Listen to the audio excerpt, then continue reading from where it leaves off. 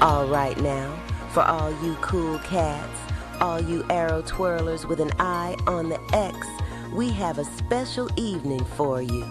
Guided by Wilderness Archery's own John Scar and Elliot Peters, it's Archery After Hours, where the bow rests and the night continues.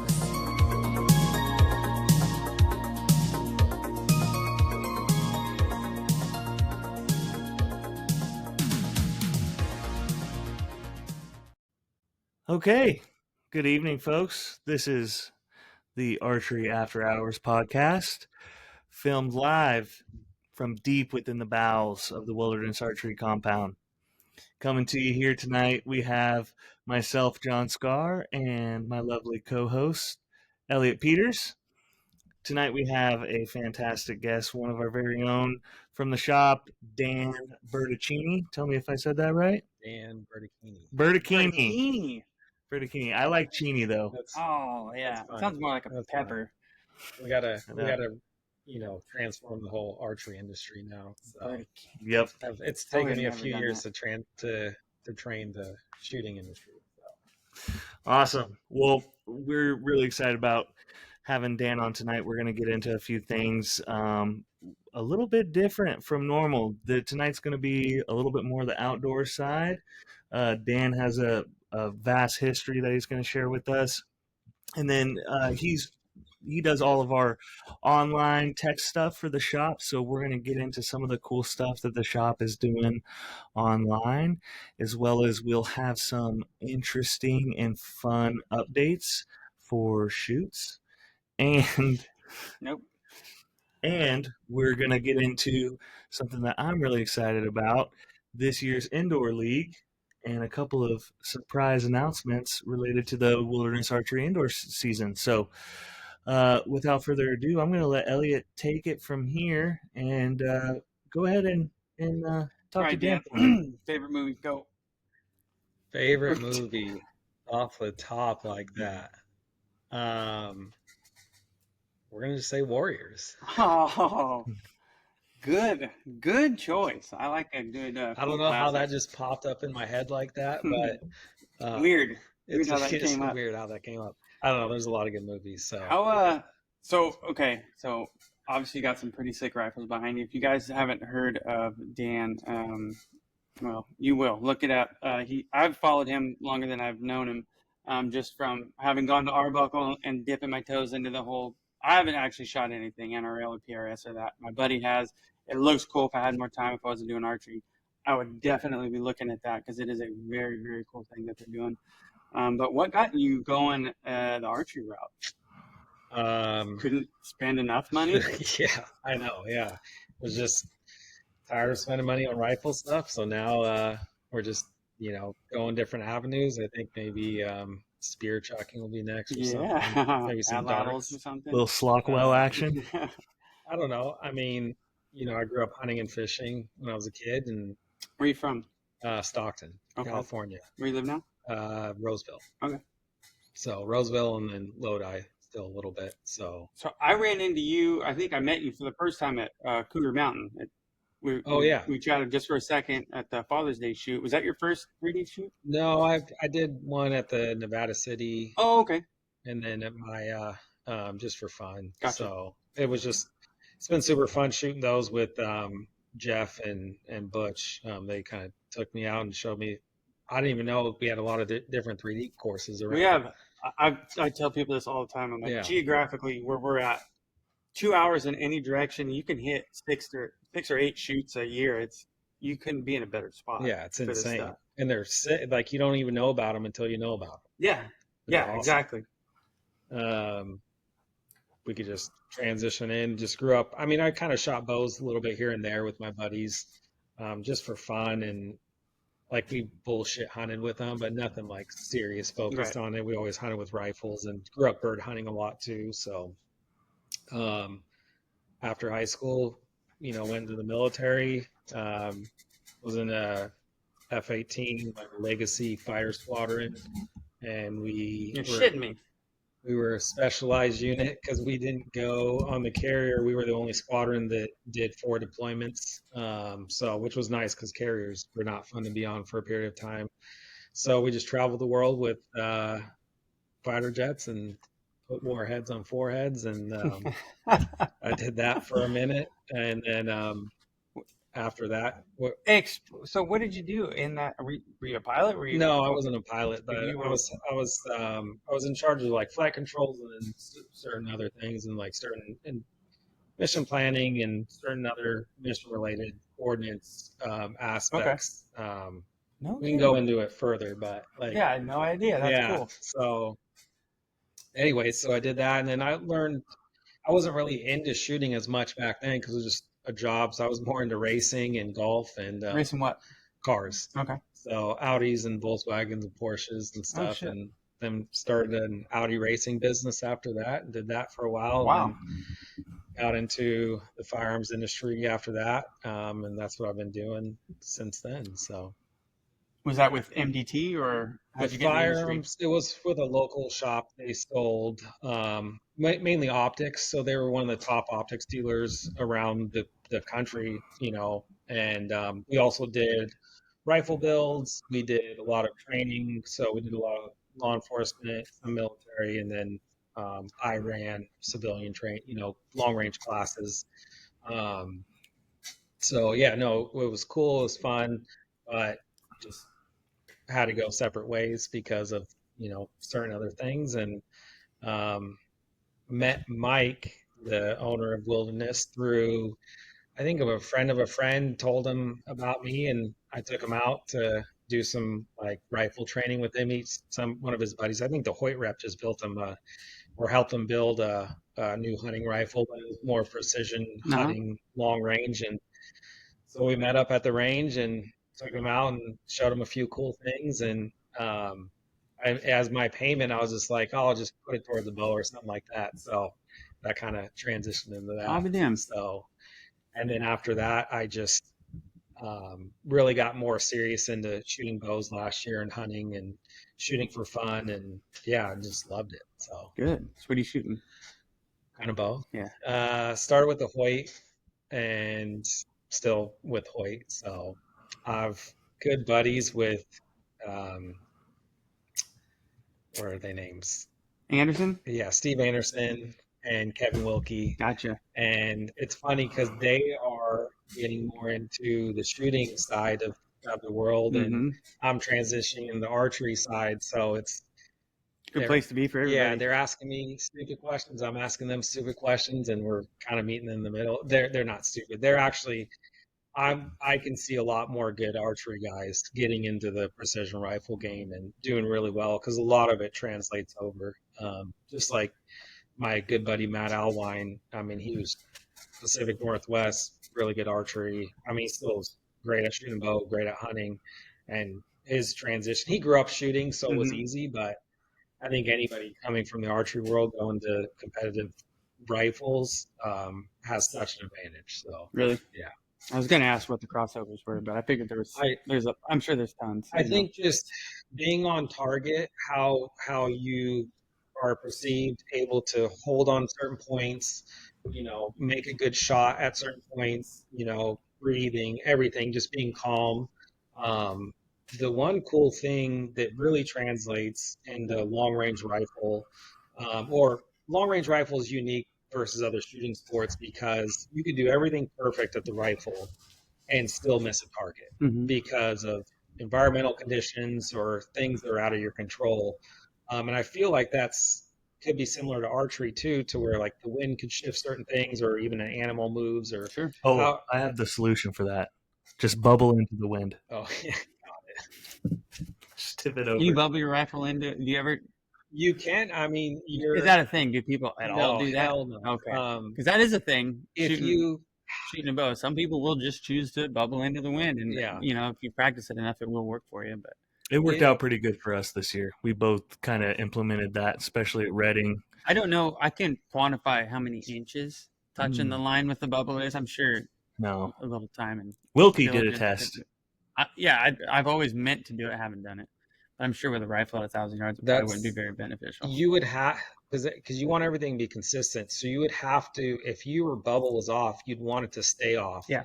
Because it's going to, adjust your Yeah. windage enough. So, but ideally, yeah, you want to be level because, like I said, there's just so many other factors that come into play. Eliminate as many variables as you can. Yeah, and that, I mean, I don't know. I haven't played around in archery like if your bubble rests on one side of the line versus the other, how much it throws it off. There is a room for error in a rifle essentially. Sure. So we have like on this rifle has ascendant level. So it's electronic level that it's just, you're just looking at lights and it's just a little bit faster. Can be more accurate too, but I always like to roll a regular bubble on my rifle too, just because for backup, batteries die, whatever the case. I naturally kind of find myself looking at the normal bubble more anyway, so which is great.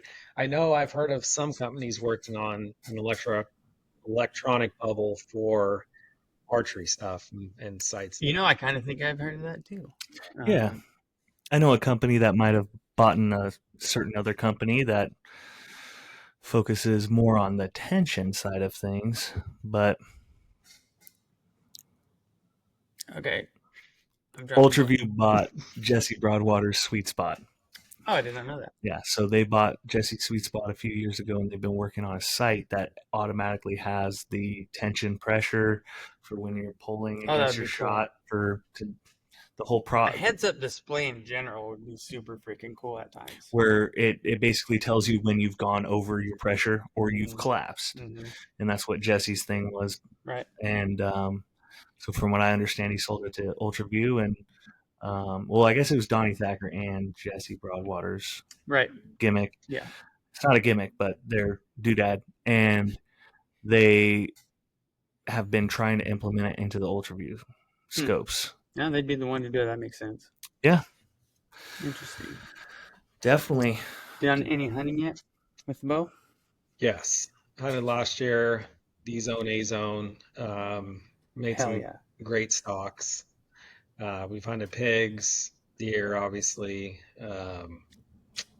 But yeah, last year I was hunting D and hunting a little bit of A. Like I said, just never happened and just got busy and had to leave. And then this year I went and hunted A, and I'm still hunting A with the bow right now, a little bit up in Arbuckle. And then I'll probably do a little bit of D here as when I get done with these next 2 trips. So where are you going? This weekend is Oregon up by Bend for a PRS match, and then next weekend is Pennsylvania for another PRS match. Wow. So, you know how we are with every weekend we're gone for shooting. He leaves. He's out. He's gone. That's why I'm super liking the archery, because the travel seems to be a lot stressful. Yes. Especially if you're living in Roseville or whatever. You can make a lot from right here. Yeah. So Pennsylvania. I think, it'll be nice to kind of throttle back on some more rifle matches next year and then do more archery.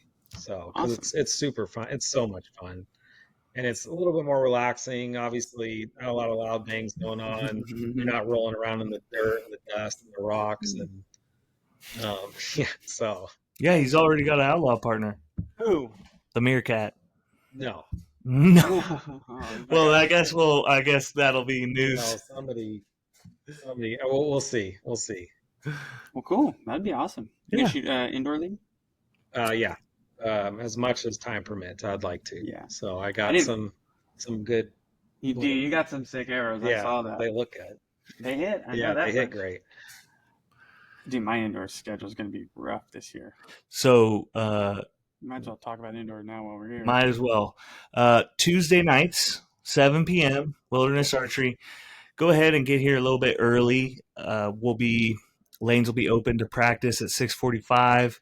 I'm slightly looser than our team one. That is a pretty strict schedule on what time we get here and start. But on the Tuesday night league, I'm a little bit more lenient. I like to get the scores started by about 7:10 is about when I like to get the scores going. So you have a little bit of extra time. It'll be 7 p.m. Tuesdays. Every Tuesday I looked at the schedule. There's no holidays from October 21st to January 27th, I believe it is the last one. And we will also be hosting the state indoor championship Sunday at 9 a.m. So keep that on the books. That'll be available for anyone to sign up Sunday, 9 a.m., January 26th. That is typically tentative as always, but it'll probably be that third weekend. That's also an invitation shoot. So going into indoor this season, I wanted to do something that was a little bit different from all the other shops and what we've done in the past. Every night we throw money around, $5 buy-in. It's usually Caleb's Chick-fil-A money.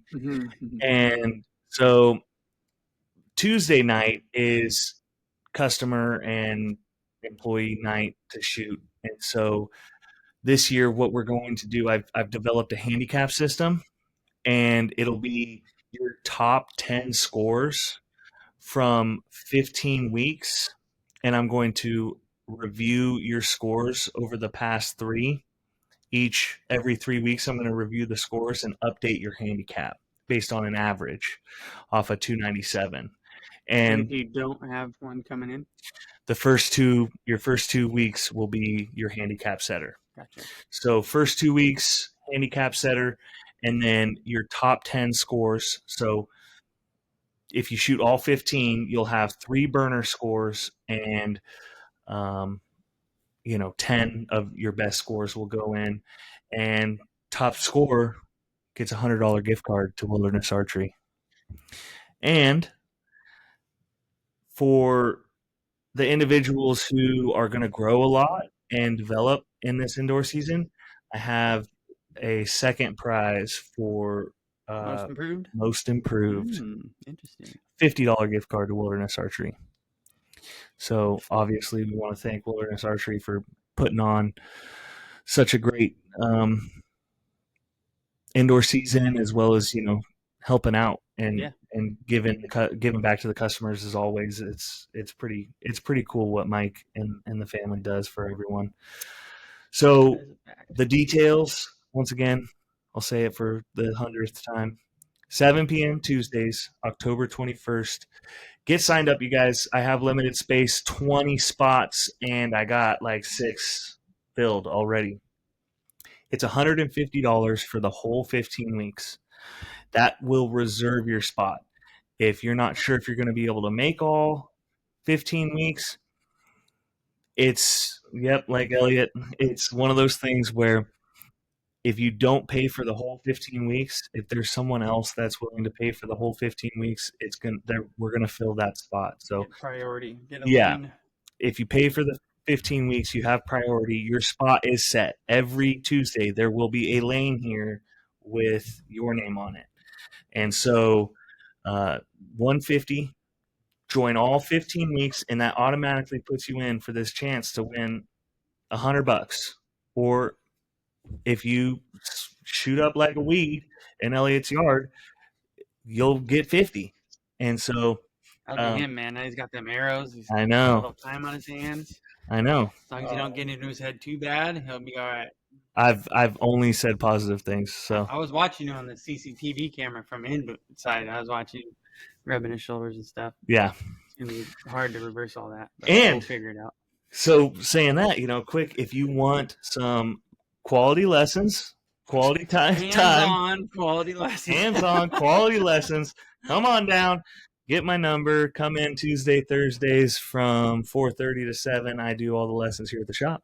Otherwise, I do privates. So, yeah. It's all G-rated lessons, okay? Yeah. Don't ignore Elliot. He's being goofy. I mean, I was thinking the same. I know. I couldn't stop. Yeah. Sorry. Okay, so that's our indoor archery update for Wilderness Archery. Come join the league. Come get some of that sweet, sweet gift card money. So, Elliot, you were talking to Dan about his transition into archery. Yes, sir. And he hinted on it a little bit on the competition side of things, being similar, like the benefits of moving over. I kind of wanted to ask him some questions about, like, we all have shot processes, right? Mhm. How we execute our shot. Mhm. I kind of wanted to hear the difference between what he thinks or how his shot process and Yeah, you shooting got a a rifle rifle. shot process, or do you have one for archery? Yeah, You put just the sending pin on shit. the target. Make sure your bubble's good. And, just Some a people's are really good elaborate. I'm not. I'm a more just uh, everything's tuned out, but it ends up being repetitious Yeah. subconsciously. But some people are very.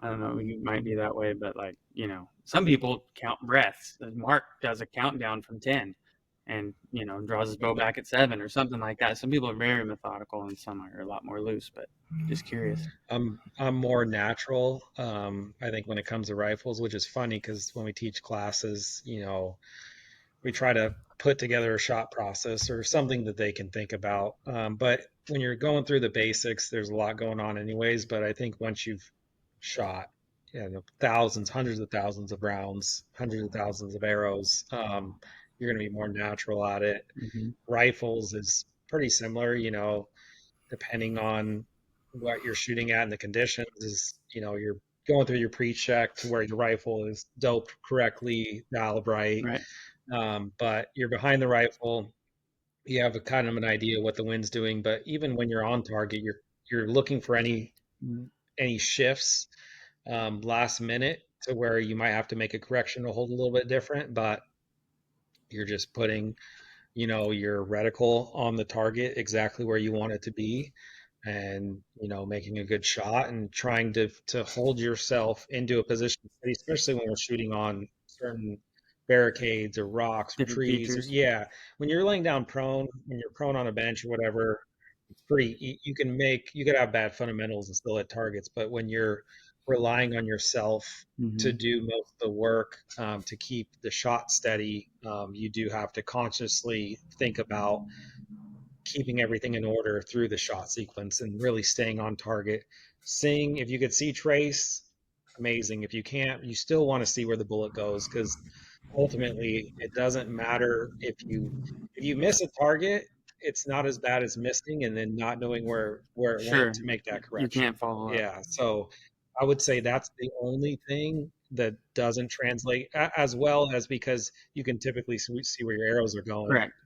We have a spotter and all that Yeah, stuff. rifles where we do it, because we're not F class or bench rest, like we're on our own for the most part. So we have to, even if we hit the target, I want to see where I'm on the target because you want to center up as much as you can. So Right. Give yourself some yeah, air room on each side. exactly. Because the more air you have, especially targets are being smaller now, everything's getting more difficult. Archery wise, I think I've just come over, and the thing I'm working on the most is kind of just my release more than anything. Using a hinge or a button? I'm using just a thumb button. Okay. Um, You squeezing but slow? Or you pulling through? What are you liking? trying to do more pull through, but there's a lot of sending it when I'm on target. Like jamming that thing, or Not a jamming slow it. steady It's like a squeeze slow like a rifle steady, trigger? but I'm not. What do you call it? Punching or whatever. Yeah. I'm sending Nobody it. shoots a rifle just Yeah, swinging the no, finger across exactly. it. And I do. I do. Do you really? I can't. I shoot better groups with my bow. Is your finger on the trigger at least? Well, Or are you like a half inch in Oh, front of it and here getting a we run go. at it? No, not that bad. But you remember earlier when I was fiddling with that one? I have a nasty tendency to actually get in it like a Really hook into it? hook into it like it's one of my buttons where I want to get deep into it. So I'll be in that second Oh. pad, Oh, and That's I also just can't a help. bit aggressive. Very aggressive. can you help him at all? Yeah, Yeah. It's bad. Like I tell everyone, I shoot better groups at 100 yards with my bow than I do with my rifle. Oh, we got a lot of work to do. Yeah, you got to work it up, dude. There's some top level shooters in the country that literally will make a run at a target at the trigger. They'll be off and they're Really? pushing it into because I mean they're running 4 to 6 ounces. It's pretty light, but I don't. I have my finger on the trigger and then it's a conscious press back. But you're sending it when you want to send it. It's no like there's no surprise. You don't want it Right. to You're not swinging. There's no drive by like in a offhand sport like No. archery, you know, where you're trying to time the middle Exactly. and the pin. You're on it. You're on it, and you're consciously sending the shot. The rifle's going off when you want it to go off. Right. You don't want it to be a surprise, you know, but you also don't want to just punch it. But Yeah. I'm coming from that side. It is a transition because when I'm in the middle, I'm like, why am I having to wait? Why wait? Yeah, exactly. Why That's wait? Kyle Douglas's thing. He's like, why the hell wait? Yeah. I'm here. Go. Yeah, exactly. I'm here. And I can't argue it. It makes all the sense And in so the world. that's been my biggest transition is instead of that smooth pullback and just naturally knowing the arrow's going to go where you want it to go. I'm on target. I'm gonna send this, but I'm not aggressive with it. But I'm sending it when I'm on target. Right. So I've tried to do that, man, and I cannot get my brain to like it. Really. Mm-mm. I've been running a different shot process for the last. I've been running a different release. Yeah, lately. I have been running quite a. There's yours. $3,400 right there. Yeah, these are all my releases. They aren't $3,500. Ignore him if you are somehow financially supported by me. I've been running the SX3 the most, and I just changed my shot process. It came up really nasty for me this year. What was the tournament I went to before Oregon?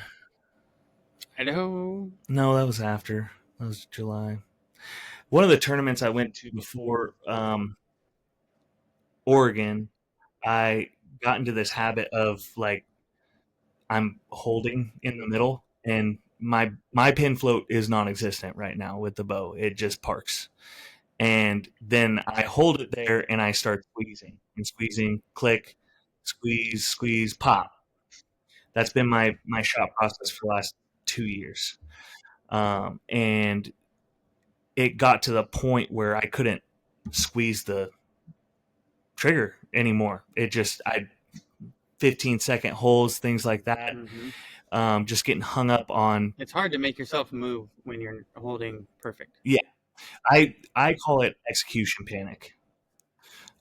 It's obviously a form of target panic, but the area that I'm struggling in is the execution specifically. Holding and being scared to be in the middle is not the issue. It's not what's going on the target. It's I cannot execute because of what's going on the target. And so I call it execution panic. And so what ended up happening is a couple of times in a tournament, I'd be held back. It'd be parked in the middle, and my subconscious would just fire the shot. Poof, gone. I think I told you earlier. But is that bad? Doesn't it land? Oh, it lands dead middle every time.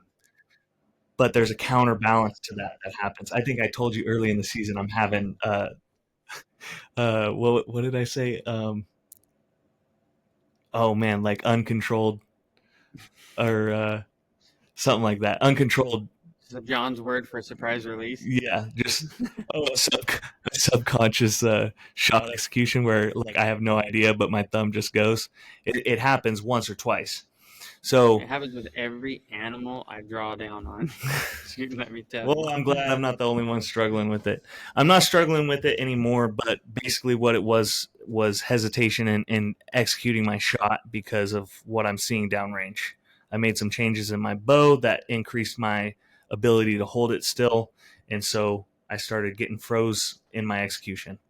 And eventually, after letting down a couple times, my brain will just send it. So what happens down the road, the first time it happens, okay, totally fine. Second time, maybe a target or two later, I'm on my second letdown. Third one, it just goes. And it's right in the middle, no problem. But what ends up happening is now I can't hold it in the middle anymore. And it progressively through the day gets worse and worse and worse. And so I was struggling with that right before Oregon. And when I got to Oregon, I changed my release, made it super cold, forced myself to squeeze through every shot, and it was great. everything was going fine. I didn't have a standout performance by any means, but my shooting was better than my score. Mm-hmm. I fixed the execution. Day one was fine. I didn't make any of those nasty shots that I went there saying I'm not going to do this. I'm going to shoot each shot intentionally inside the tent. And day two came around, and I had one of those go off it was holding in the middle. It was like halfway through the day. I was, I think, clean after like 10 targets or so. And I drew up and I was holding in the middle, and it's not going, and my brain just sent it. This one did not hit the middle. This one hit 2 inches out at 7. And it flustered me. For the next 2 targets, I dropped 5 points. 20, 20, 21. And so after that, I said, I like the stand clicker button. I have no issues with it. I still have 2 sitting right in front of me right now. I still pull them out from time to time when I need to keep pulling and keep that building that pressure nice and slow. But I've been running the SX3 and the shoot offs, and I basically get up on target. I put it in the middle, and I address the trigger. I set my pressure. There it is. And I hold it in there, and then I give myself a command, whatever it is, like, start, go. Yeah, exactly. I usually say and go. And I just say and go, and then I start pulling back. Poof, and it goes off. So, before we get off this topic, does this shit happen in rifle match shooting? Like, is that the purpose behind a 2-stage trigger or anything like that? Like, people that just are holding dead middle but can't. I don't think so, right? It really, no, I mean, it depends. Like, is this an archery thing? Are we just dumb? No. It seems like something we created for no reason. Yeah, it's a real thing, though. I mean, I will say I have noticed, and it could happen with other people, is to where you're in an easy position and maybe the target's easy. It's almost like a chip shot. Mm-hmm. Like, all you got to do is just do your process and you're going to hit. And for whatever reason, you take that for granted and you get lazy, or you just rush the shot and you miss the shot because you're just like, this is just a chip shot. Mm-hmm. Whether you just come out of position or just, and so we've all done that shit. Yeah. Yep. I will say, this is for PRS this year. I'm shooting this factory rifle, Mount Forest factory rifle. We just came out with this year. The trigger is a little bit heavier, only goes down to 1 pound normally, which I can run, but normally for PRS, even at a hunter, I'll run like 10 to 12 ounces. Because it's not when you're prone or in a state, it's when you're on an unstable positions, because you don't want that trigger press to influence, to take your rifle out of position too much. But yeah, you're not trying to add motion with the motion you need to make. Exactly. I can get that 100%. So when I was in Oklahoma a few weeks ago, well, actually, I shot this rifle at the Hornady match in Utah, Wyoming. And a few shots I shanked because I'm so used to just a certain trigger pressure, and I just got lazy or didn't go through my full shot follow through process, and I missed shots because I was expecting the trigger to go off at a different point, and it didn't. So my squeezing it back influenced the barrel off enough, and these targets are so small to begin with. Right. So, and it happened I missed a few shots in Oklahoma because of that. But then that was day one. Then after that, I was super conscious on every single one. So, yeah. Interesting. But to your point, I mean, it translates. You're letting your equipment do most of the work, essentially. Whereas archery, you're doing, you have stabilizers and heavier stuff for target, but it's an offhand sport. Yeah, for the most part. Exactly. Really offhand. Exactly. So you're doing most of the work, which I love because it makes it more on you. Sure. I think we've come so far with these precision rifles to where some of these newer guys are just jumping in with lighter calibers, heavier rifles, and are able to kind of perform at a certain level. to where they don't necessarily have those skill sets that we had to learn because we didn't have this advantage, when we first started. Whereas archery, you can only do so much to make up for bad. We're not wearing shooting jackets like the air rifle team or anything like that. Yeah. So that's what I love. It's like 100% on you. You can only make up for so much, fundamental error. Yeah. So I think right now is probably a good time to get a little responsible. Have a we're gonna look back at these early episodes and be like, man, remember when we used to do a podcast? No. Remember when? No, I'm not gonna say it. Anywho, But too much. where we left off, we were talking about kind of the differences and the similarities between. Go ahead. I'm trying my best. Yeah, we're in Public school. Yeah. Yeah. Almost here. Similarities, like Alan Connery over there. About archery in the PRS and the NRL rifle. This is a conversation best held by Elliot Pierce. Oh, yeah, dude. You you're on thought process. Yeah, thank you. Thought process on archery and how what we think about and how we're releasing it. And You listen to basically, I said that when I'm trying to transition into more of a follow pull through, or I don't know, more of a sequence shot to where it's not just a command. I'm not just, because right now I'm just like, I'm used to shooting under time. We don't have all day and we can't let off or whatever.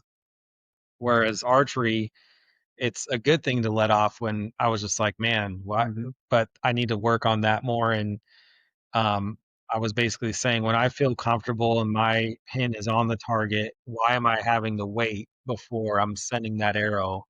And I'm commanding it. I'm not slapping it. I'm not punching it, but I feel like I'm commanding it to go off when I want it to, when I need to work on more of the shot process, maybe. I don't know.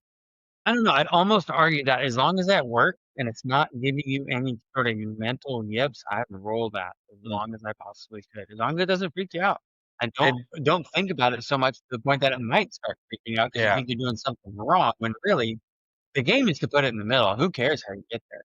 But I mean, coming from where you're, making your bread and butter, Yeah. I would implement it as best I could over here. I do. I feel like sometimes I've resent it, or I try to time it at the wrong time when it could have been better. I should have let off. So when your shot breaks down, you got to give it up. Yeah. And I need to really force myself, just like John was saying, and the other guys I shoot with. I need to really force myself to let it down and then to reset. But I'm so used to just. It's such a hard thing to do. Sometimes. It's crazy. I rarely let down, but I don't know who I heard it from, but they're like, you don't swing at every pitch. Bad pitch don't swing, and it makes all the sense in the world. For sure. That's the same analogy that I use for all my students. And I can tell that they're just about to make a bad shot. I say, hey, think of this same way as people. They don't swing at every pitch. You don't have to shoot through it. Yeah. Which was actually a rule that I thought in my first tournament. I was holding arrows for like 3 minutes. Oh, yeah? Yeah, because it was at West Valley and it's all windy. Oh, yeah. That made what you said made me think of a question. So you say that you can't let down, and I meant to ask this the other day when we were talking about it, because we're in here shooting, and you're like, "Yeah, I'm not used to being able to let down." Wait, what do you mean by that? You're not allowed. So, like, if your finger touches that trigger, you're not allowed to pull. No, I mean, time thing. Yeah, we're under time. So I guess PRS is to do it the fast. Yeah, well, in that time, even NRL, we do have gas gun matches where it's hit plus time, so it is better to do it fast. PRS has nothing to do with, other than there's a skill stage. So that skill stage is basically your time plus your hits, or most guys clean it, and that's like a tiebreaker. And then they usually have like a Night Force skill stage prize, but you got to you're burning it down. Mm-hmm. Most of the guys that try to burn it down, maybe they're out of the match at that point, to where they don't, if they're missing, it's more of a risk reward thing, to where if you're coming into that stage and you know that like every shot matters for your position, you're going to run that a little bit slower because it's not worth it. But some guys just don't care. But I would say reset in rifles would be, if you're in a bad position, taking the time to adjust to a better position if you can, or reset or resettle, and then take that shot. Whereas you're trying to fight a bad position that you're in, and it's, your wobble zone is more than the target, so you're really just fighting it. I think for me, just shooting archery now, I'm so used to working through my problems, or fighting through Right. that shot, to where I'm just not used to, I can let down. Mm-hmm. So I got to mentally train myself to, like, hey, it's okay to reset. Yeah. Because we've never had that option for what we do. So Interesting. Yeah, and your shot process is long anyway. Indoors, one of the formats that 2 minutes to send 3 arrows. okay. So You get a letdown, maybe 2. And that's it. for some of you guys, yeah. But if you're like me and Caleb, we usually get off the line with at least a minute. Yeah. Oh, same. But I mean, if you truly let down, actually give yourself a second to relax, untension your muscles Yeah. and shit, and then come back into it. You only get to really take a good break, then a quick break once, twice if you're lucky in that time. Yeah. Would you say? For 3D, is there a time or anything? Or There's no time. There's a limit of how many letdowns you can let down. per shot. Per shot, you have per arrow, you get 3 letdowns. The fourth one has to go. If you let it down, it's a 0. That's insane. Now that tournament that I went, Windy days, you're just like, oh no, we're gonna be here till the start. And it happens. Because I've seen a couple, I think it was either in Nevada City, or maybe what's the other place that when I saw you? Cougar Mountain, not naming names, but saw some guys just take forever on that and just let down multiple times. I mean, win one and it was probably a good thing. no, there's never wind at Cougar. Yeah. But I was just like, man, it was almost like you're playing golf behind some guys that are going really slow. So One, yeah. Yes, and Nevada City, we definitely had that.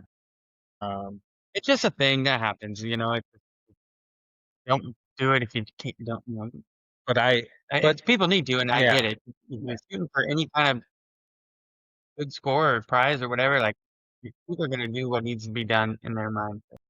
Yeah, Make a good shot, but me and Steve were making a joke at Nevada City. It's a war of attrition because by 4:00 we were both done shooting, and we still had 10 targets. And so it's just like, this is a war of attrition. Now I'm getting up to the target and I'm not focusing because I just want to get the 2 arrows out of my bow. And on the next. Like Steve said, Steve will get off my bow. And so, that is like Reading. Reading is a war of attrition because you will sit for sometimes like canyon bears or the caribou. Those are 2 big targets where there's backups. They'll sit for 45 minutes, an hour. And then it's time to shoot. And you only have 2 arrows. And it's like, well, I just want to get them out of my bow. I've been sitting here waiting to get these 2 out. And typically those are the ones that are going to give you the most challenge because you actually have to stop for a second, remind yourself that, yes, I just sat here for an hour. I'm a little bit bored now, as you say. And I need to make sure that they're a good shot getting off my bow. Time out. Yes. So, what are you're shooting a slider sight, you're shooting a target systems. What are you using for for getting your marks, for getting sight tapes? Do you run marks or sight tapes? And what have you found that you like? Because I've recently just started using Precision Cut, and I found that to be a lot more like the Revic or Hornady app or ballistics apps. You know what I mean? And it seems a lot more in that room, which I appreciated. What are your thoughts? I think that's a great question. And that was another thing that I was thinking that we could kind of translate over from the long range system or long range shooting to like archery. And I think one of the reasons why I loved it so much is because you do have to account for drop and everything, and it's very precise. So because of my ballistics background and like working with companies on bullet technology and everything, I love it. Translates over super well. And I think if you're not running a slider for what we do, you know, you're at such a disadvantage. But I run tape. I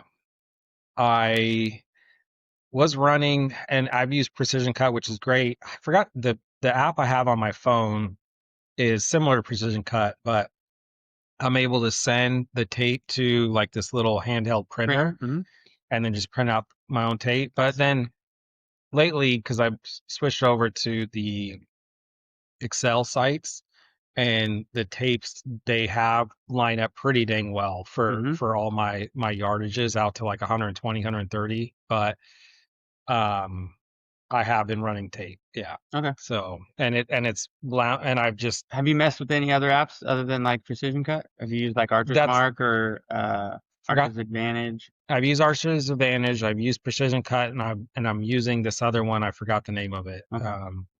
But yeah, I'm all about that, and like shooting out the distance, verifying it, making everything line up. Well, I like that they're taking into consideration like trying to calculate to the best of their ability, which I know it's got to be tough to calculate the BC of John's arrow or your arrow or my arrow versus one bullet that has a standard. Yeah. You know, but that's kind of what we need, you know, to really be precision. Well, and even with rifles, I mean, you start with a base or what you know that number might be, but that varies from barrel to barrel really because of how the rifling engraves the bullet. You can shoot the same bullet in two identical barrels that are made at the same time, and you might get a little bit different ballistic coefficient downrange. And so that's why we always try to verify at distance. A lot of times it lines up well enough, but we're talking about one click on the scope. The target's becoming so small and everything's so competitive that you have to have your stuff lined up out to the furthest that you can shoot out to. What do you verify at distance? What distance? With the rifle stuff? Yeah. It's if you were just, I mean, what the hell are you doing over there? You okay? Because I was making faces, eating pineapples. Like, you know it's good. This isn't your OnlyFans account, dude. We're trying to have a conversation. No, so like I'm getting ready to dial in my 6.5 real soon. Yeah. And I'm gonna get my zero as best as I can get it, and then is 500 sufficient? Yeah, I mean, you want to obviously your 100-yard zero, or if some people use a 200, that's got to be dialed, because if that's off, then everything else is magnet. Yeah, exactly. Yeah. Just like your 20-yard marks. Yeah. I mean, I like to shoot as far as you can within a certain reason, like hunting rifles, you know, shoot 100 or whatever that is, and then 3, 5, 7, and 1,000, just to make sure it lines up all the way out, essentially. And you're making adjustments to true those up every time? Sometimes, like a lot of times, you can true it up at a certain distance, and then if it's off, maybe you're adjusting certain things here or there. Are you adjusting that with muzzle velocity or BC? I tweak my BC. I like using a G7 and then adjusting that. And then from there, if I need to make really gross adjustments, then I'll tweak my muzzle velocity a little bit. In the ballistic, like the Applied Ballistics app now, and with your Kestrel, you can do certain offsets because you're assuming that your scope is tracking perfect too. So if your scope isn't tracking with your BC, then you could have issues too. So that brings me to my next question. Yeah. You think a Kestrel is a game changer? I think Kestrel is like the standard. These apps or these, especially for NRL Hunter and for hunting, I'm just using my binos with ballistics in them, and I'm running the SIGs right now, the 10K Gen 2s. I think it's the best laser and the best ballistic app and processing. The glass is dang way better than the Gen 1s, and you're really not missing animals or targets because of it, but it's not floral glass. So, quick pause. for those of us who don't know what Kestrel is, do you mind illuminating us? You would get back to that. I've always thought that eventually it wouldn't surprise me in the next few years if people start packing around at archery events, especially with people I think in the years to come are going to start running precision cut more and more, or if apps get updated to be ran more like it, I think there might be a benefit. I was thinking about in the Kestrel, for those that don't know, it's basically a little weather meter, but they've adapted them now with computer systems in them essentially that have ballistic apps, either the Hornady, Ford off, or I run Applied Ballistics. And it's just a little computer, a handheld computer with a full onboard weather station essentially. So you can measure wind speed, it measures pressure, humidity, temperature, density out, like it does everything for you. So as long as you have your rifle inputted into that Kestrel correctly and you have the yardage and all the other conditions correctly, you can go anywhere in the world with your rifle and that Kestrel and hit a target at distance. I'm pretty certain Tim Gillingham already has one of these. Maybe even Taylor Spoolstra. Like I'm saying, it's going to come because I watched the guys in Nevada City talking about adjusting their density altitude in the precision cut archery app. And, even if you just wanted to have it in your pocket and not run it all the time, but I think it would be, if nothing else, I've wanted to have one obviously for rifle stuff, but to just check, hey, what mile an hour wind am I actually shooting in? Is this a 5 mile an hour wind or is it a 7? Is it a 10? I don't know. And then, at least in practice, I can quantify, hey, a 10 mile an hour wind is 3 inches of wind drift at 80 yards or whatever. You can be able to not just shit ass guess. You're not just, you could put it into a number. Kentucky windage or anything. Yeah. I mean, if nothing else, you could have it in your pocket or your quiver or whatever. And that's what I was thinking about doing, is just like kind of like over time, just correlating with how much wind I'm feeling or measuring how much it throws off your shot per distance. We have, no, it's very different very similar to where people will range a target and then just guys that are trying to do unknown, they walk around and take a guess, verify. I want to do that with wind. Yeah. Essentially. And I think you can, because it's getting so competitive. The rifle side of things is getting very competitive to where every shot counts nowadays, just about. Yeah. Targets are getting smaller. The equipment's getting better. Rifles are getting more accurate and consistent. I think with archery, if you did have that little bit of an advantage, or just being able to correlate, maybe that would help. I think we're at a point where like you said, like you go to Reading now, and if you drop a point, it's devastating. Yeah. Not for me because I'm gonna do that a few times, but if you're trying to make any sort of standings, I heard you only got a couple you can drop. Yeah. 2 or 3. Like the elk herd, that's always wind out there. And if you can measure it, yeah, and just know, hey, I can expect a certain amount of wind drift because all year I've been practicing, and I know that at 15 mile an hour, right to left, or whatever. I don't know. I just see it happening. That tournament that I went to in Idaho, that was the first time where I had really altitude density and what it actually puts on my arrow. And I went up to, for background, I went up to Kellogg, Idaho, and shot what was supposed to be a money event up there with Taylor Spoolstra. Did really well. We finished out second. But that was the first time we were at like 8,200 feet, and we walked down like 1,000 feet, and Taylor was checking his stuff all day. We lost 600 feet of altitude density or whatever it was. It's updating his marks and giving them precision cut marks. And I was at the practice range I'm like a half-inch tall. Sure. Works. Yeah. I think there could be at some point an app in the Kestrel with a precision cut or something like that, to where now just links it's just hard, and then you can get that live update, because you're going to get more precise weather data versus using your phone, and you just have all your bow information in there, so you could literally go anywhere that you need to go and you get a good range. And it'd be like having almost precision cut on the Kestrel, like you have Exactly. applied ballistics on your Kestrel. which you guys have enough time to use it between shots. Like, Oh yeah.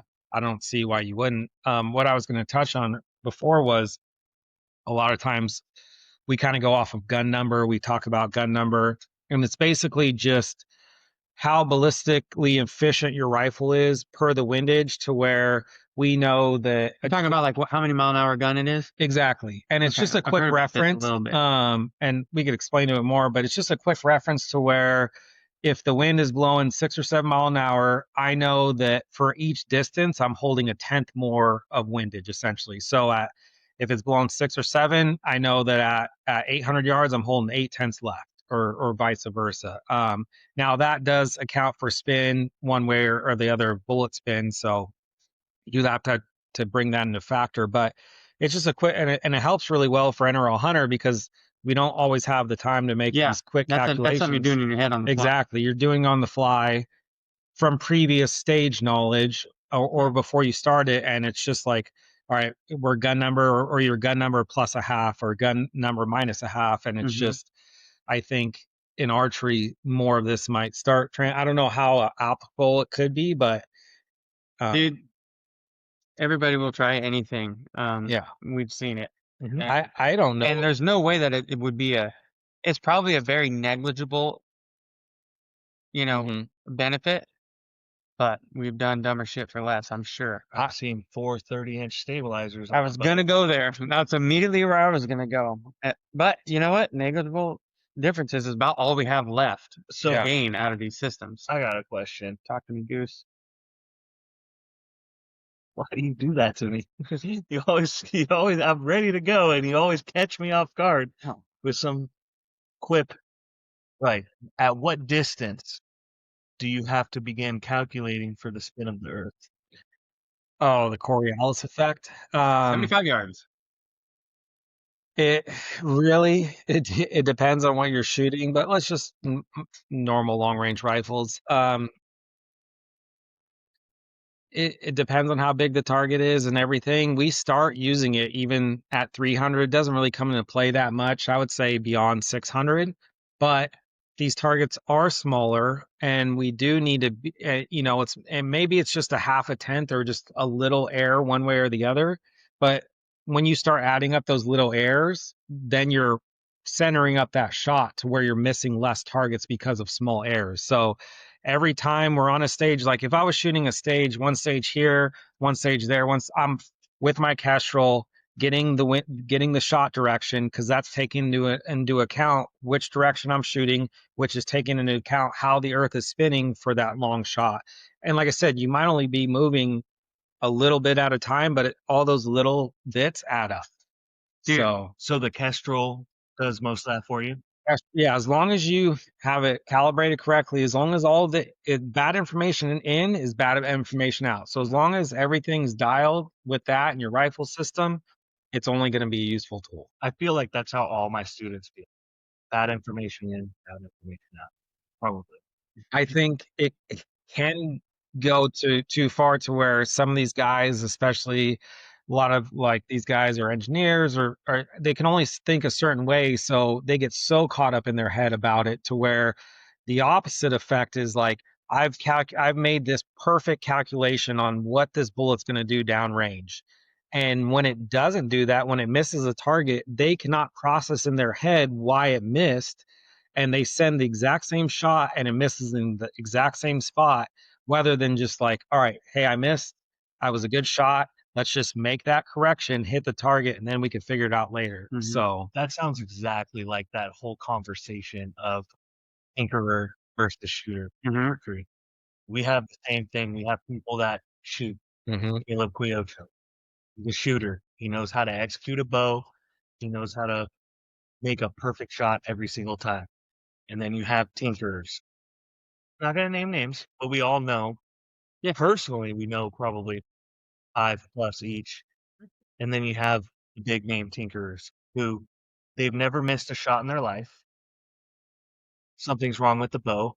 And for some reason, maybe I need to put giant clamps on my limbs, or maybe I need to, put a 20-inch V-bar setup with 30-inch rods. There's tinkerers and there's shooters, and so that's what that sounds like to me. Yeah, and completely agree. Like some guys will Was that shots fired? like they'll spend way too much time, which is good. Like you're still working on fundamentals, but they'll spend a lot of time just trying to dial in a load and like trying to find the perfect one hole group, where in reality, that's not going to matter as far as like impacting more targets rather than just you're actually practicing and shooting. Yeah. But it does have like as long as you're doing it right, work on your fundamentals. There are some benefits, but yeah, a lot of guys will tinker because they feel like they can give themselves a competitive advantage by doing it rather than just going out there and shooting and working on what matters. Yeah, I mean, we've heard it all from the tinkering standpoint, from air shaft tuning, which I'm not saying doesn't make your arrow more aerodynamic and things like that, but to I've heard of peering arrows. Curing them. Yeah. Well, yeah, you can do all kinds of shit to arrows, and I don't really buy it. I mean, I'm sure there's something there, but it's one of those negligible, hard to see things. Like, I mean, do you get it? Do you go down as far as neck turning? I used to, especially before we had like really good brass options on certain So caliber. I mean, so you're not going all the way down every rabbit hole you can, like in development, let's say. Low development, I've went down every single rabbit hole. I used to ultrasonic clean to where you get every bit of carbon out, and like with neck turn brass, and I've went through every rabbit hole, and it was fun, but then it's very time consuming. Mm-hmm. And basically what I started doing is working back from that process and figuring out what was actually quantifiably effective and like what actually, made a more of a difference. And I started eliminating the things that really didn't matter. So now my reloading process is doing the bare minimum that I have to still be accurate. So, because you can go and I went from tinker to shooter. Yeah. And because right now, if I'm reloading for low development, it's fun. But if I'm reloading for a match where you're reloading hundreds, if not thousands of rounds, it gets the last thing you want to do. Yeah, exactly. Yeah. You want to. I am very basic now. I'm trying to speed my process up. Sure. I think that's. I mean, a lot of this stuff. I used to really get into arrow building, and now sometimes I'm like, for me, it's still fun. Yeah. I do like getting a new batch every so often, but sometimes you're just. Yeah, you just recently got a new batch, didn't you? Yeah. Tell me all. Yeah. Which one? I mean, I'm shooting all the ultra stuff now, and so far they are awesome. Smoked a bear a week ago tonight. Yeah. I was all up in them guts. No, worked out great, dude. I love them so far. The components have been great. What's not to like about Darren Christianberry? Darren's a sweetheart. Yeah, Darren, if you do listen to this, Utah. I miss you, and I look forward to seeing you next year at Reading. I just that was a cool connection to make in Reading. We had a lot of fun shooting with those guys, and I got nothing bad to say, dude. I'm freaking stoked. I got indoor arrows built up. I'm just getting ready to cut them and glue the tips in. We're ready to go. Everything's fleshed up. I got a cool outdoor arrow coming pretty soon. Okay. Yeah, all good things, man. What company is this? Ultra. The outdoor group. Mm-hmm. The Elite and Ultra Scott arrows. and all that. So, tell me what your build is. My indoor arrows? No, let's stay on the topic of hunting. Yeah. They are the Centrum 204s. Okay, the 5 with thin bushing. Their outsert system. I don't know what it's cut to. They're a 350 spine, 4 fletch with the AAE air razor. Yeah. And the beast, dude, 2-inch titanium beast broadhead. Oh my god, did that bear poured. I've never shot a bear. I was kind of worried. I've always heard, they can be hard to track. Yep. One, I saw it ran less than 40 yards and died within eyesight. It didn't even hardly run. It didn't know it got hit. It was hit so good, it just kind of fast walked and died. But anybody could follow that trail. It was everything about that went as smooth as you could ask. How long was your shot? Did you say 40? I've had the rock I ranged was 40. He came inside that rock, so I'm guessing 38. I put my 40 mid cavity and sent it, and that thing went right through it, buried in the manzanita on the other side. Spun around real fast, like something bit him, and maybe he went 10 yards kind of quick, and then slowed up and was just kind of confused and got woozy, and he died within a minute of the shot. It was cool. It went very well. Now, would you say you punched that shot? So, when you bring that up, there was a split second where I was on target and he was walking, and I'm like, any time now would be great. Normally, as soon as my pin hits good, subconscious says, let's go. And I've never had to consciously say, giddy up like I would on a target. You know what I'm saying? It just finds home and goes. And normally, so far, everything has gone well. And this was like, I sat there and I kind of was frozen. I was like thinking maybe he'd stop, but he was very slow. He was walking very cautiously, kind of almost stomping, but, it was slow. It was easy to stay on him. But I remember thinking, damn, like normally it would have gone off by now. And about that time, that thought must have triggered something, and then it broke free. Broke free. Yeah, man. How big was he? Dude, he's big. I don't know. I don't know bears good, but his skull, I think, is gonna go right around 20 inches, and book is 18. So he's on the upper end of things. The game warden was like, dude, this bear is at least 10 years old. Seth from Black Bear Pursuit, he's like, that bear's in his teens for sure. Send it to you, then have it aged, because he was a full mature boar. Yeah. How many pounds? Dude, I don't know. I brought 145 pounds of him with me, and I left a hide, a skeleton, all the guts.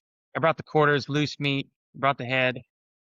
I brought 10 pounds of fat to render for other stuff. Boots? Maybe boots. I'm gonna make bar soap, dude. I want to make freaking bar soap. Air fat, dude. Yeah. But I want to cook with it, make carnitas, all that kind of shit. I've been excited to have bear fat for a long time. But yeah, I weighed everything I brought home. His skull was 21 pounds. Head. Hey, you got some nice steaks off of that guy. They were as big as my hand.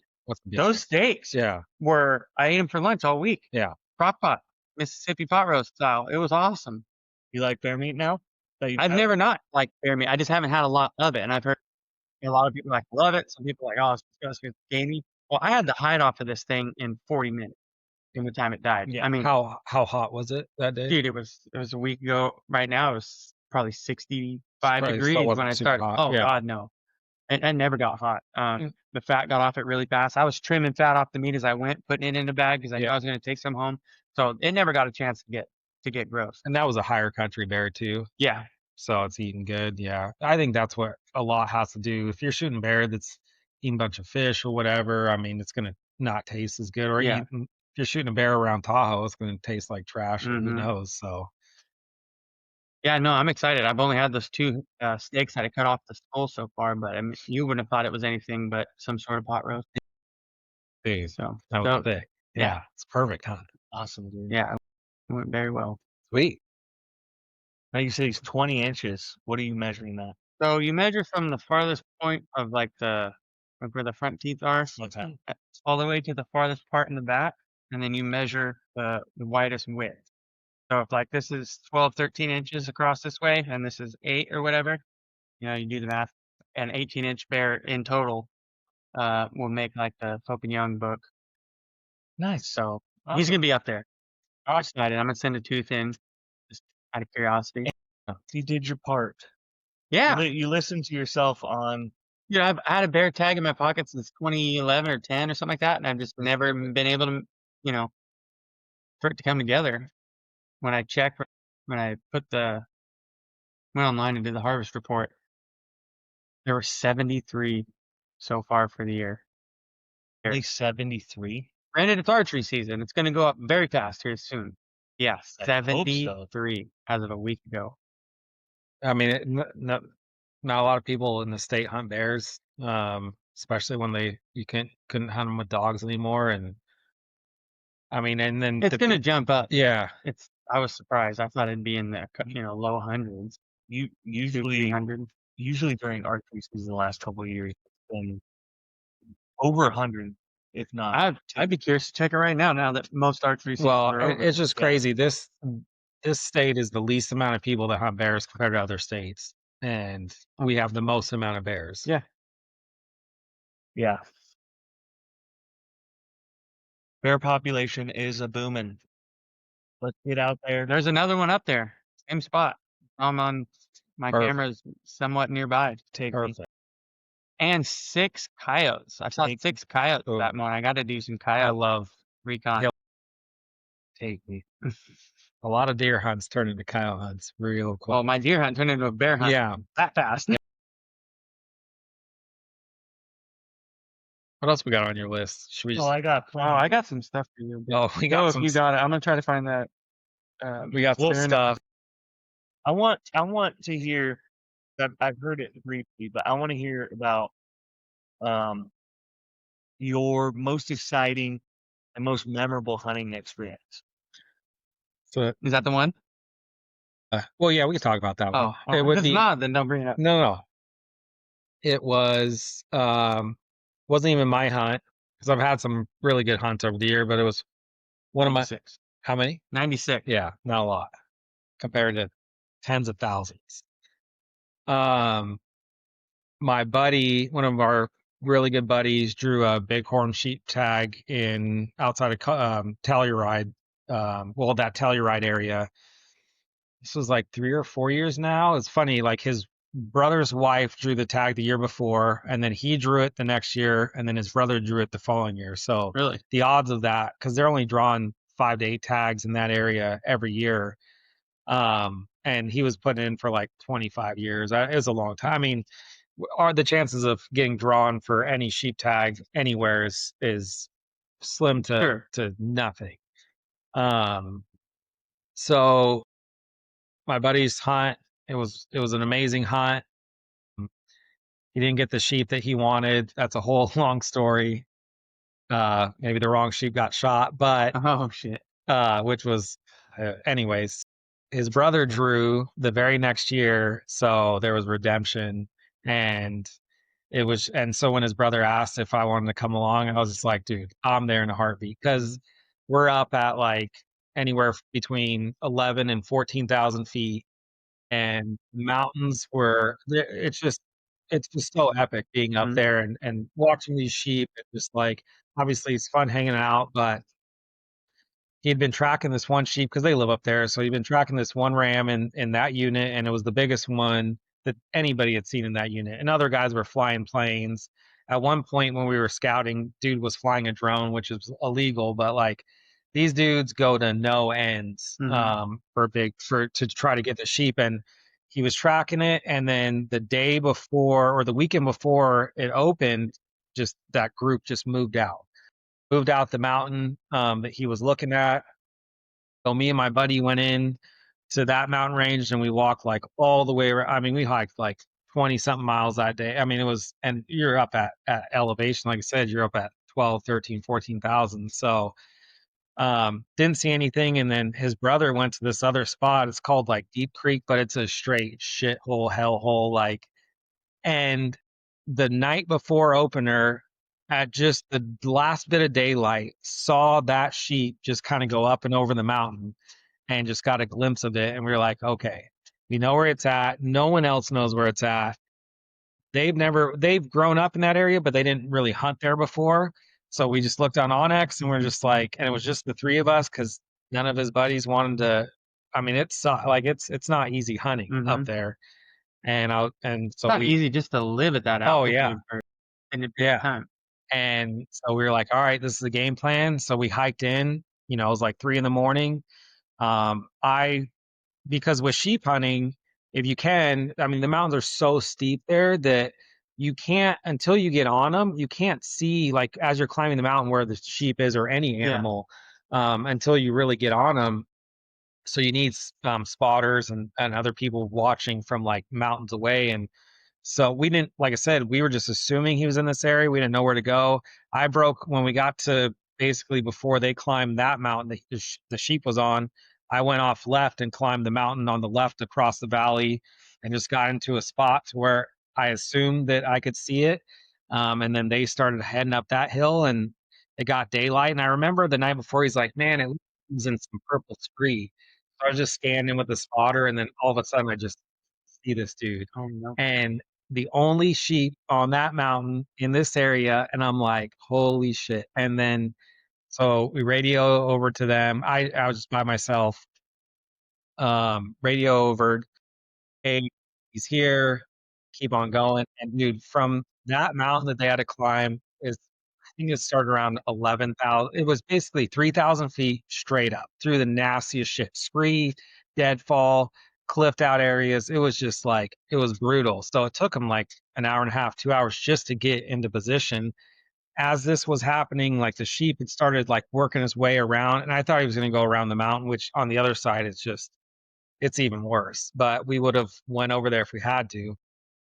And the dude just stopped on this like rock face edge, and my buddies got in position. I didn't know when they were going to shoot, but I'm just watching the sheep and I just see it kind of like jump up like it got, I'm just like it got like stung by a bee. And then 5 seconds later, because I was that far away, I hear the gunshot and then I see the dude like tumble down the hill. They couldn't see it tumble.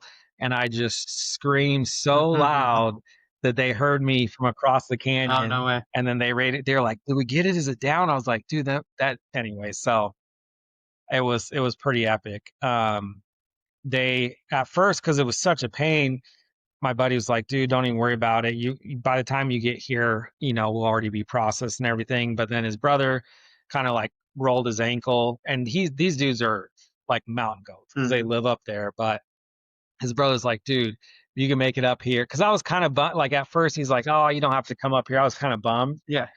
As soon as he said, hey, it'd be helpful. Like before he finished the sentence, I was running down that mountain and then got to the base and I dumped all the stuff in the pack, and just literally went down as far as I could, like as fast as I could. And dude, they call it Deep Creek because it like cliffs out by this creek and I didn't see it. And I was just, Oh no.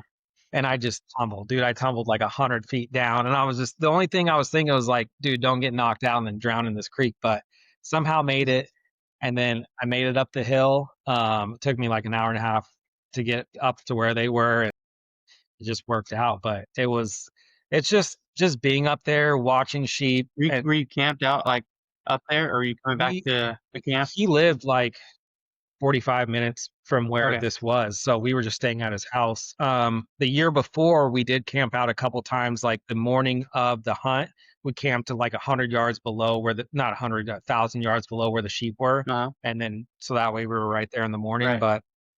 But, it was, dude, just being up there, experiencing that, because it's so much different than anything else. And dude, the sheep are crazy because they're so unpredictable. Like where he was originally watching this group of rams to where it went was like miles away, not even close to the same mountain range. So it's just like wild. It's just wild. And it was cool that it was successful and it worked out. And the pack out was not fun. We made it happen. You freaking love talking about it now, right? Yeah. I mean, I went a different way because I had to pack my gear. I had to go and grab the stuff. And dude, I got cliffed out a couple times just walking down because, you can't really see where you see where you want to go, but you don't really know where you're going. You can see the whole path. Yeah. So anyways, that was my hunt story. 6.5 PRC, just 156s. The shot the year before my buddy killed his ram with was same thing, 6.5 PRC, 156s. And that was a 900-yard shot up a 30-degree angle and just dumped this dude. And this one that his brother shot was like 550 up, like I said, another 30-degree, because it's just those mountains are so steep. Okay, so you bring up that number and that caliber. Yeah. And you said offline, I think a minute ago, that like that was your go-to bullet, the 156. Do you do arrows any different? Do you like a heavy nose thing? Have you even thought about it yet? I think I early on, you watch all the YouTube, you watch everything. It seems like there's a lot of guys that are in like the heavy FOC camp, Mhm. and then some guys are like, yeah, you want some, but it's not as, it doesn't matter as much as you think it does. He's got good people around him telling him So not to go down these Oh, roads. good. I've tried more. I mean, I kind of just jumped in more so when technology was a little bit better now with lighter arrows, Yeah. better, more consistent arrows. So naturally, the FOC is already going to be there. But I haven't really. I don't know. I mean, I haven't killed enough animals, with arrows to really know Sure. what really matters the most. Obviously, shot placement's always key. Yep. 1,000% over anything else. Well, other than like what broadhead you're using too, but shot placement's always going to trump anything else. I know with bullets, like there are some bullets that just freaking kill, Mhm. like work every single time, and that 156 burger is one of them. I've used a lot of Hornadies, which work well. I love burgers. I used to shoot the 215 burger in my 300 Win Mag. What are your thoughts on the 168? The sevens can be hit or miss sometimes. I haven't, I used to shoot a 284 and kill a lot of stuff. I run a Hornady bullet, the 180 LDM, and I love that one for hunting. But Mhm. there are a lot of good burgers. I just haven't used them as much on animals, so I can't really say for sure. But Since we're in California, do you mess with copper mud and the wires so or yeah, wires or I've shot them all, like them all. And I used to do my own ballistic testing to where I had my own ballistic gel and I was testing stuff out.